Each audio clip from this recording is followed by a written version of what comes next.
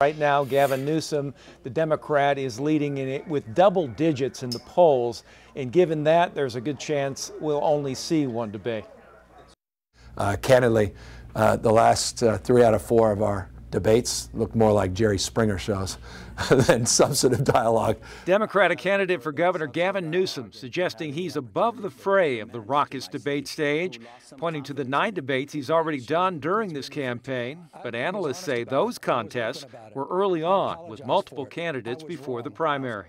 Now that Newsom's sitting on a double-digit lead against a single opponent, they say it's not decorum he's trying to preserve, just the lead. He's ahead in the polls, he's ahead in the fundraising. At this point, his campaign, it becomes an exercise in risk management. Political analyst Kevin Riggs says it's a simple deduction. So his campaign is going to look at this invitation and say, what's in it for us? And the answer is not much. Riggs says every time Newsom puts himself side by side with Republican candidate John Cox, he raises his profile and gives him a possible opening to gain ground. Cox needs the exposure. He needs to be on the same stage with Gavin Newsom. Which is why the Cox campaign has agreed to multiple debate offers, while Newsom has so far declined.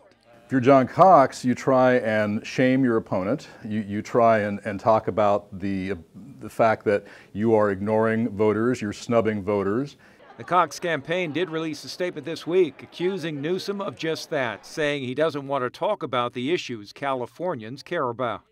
I kind of prefer the substantive dialogue and having the opportunity for these town halls where people can ask and answer and get answered dozens of questions and have follow-ups. Jim Patton, 10 News.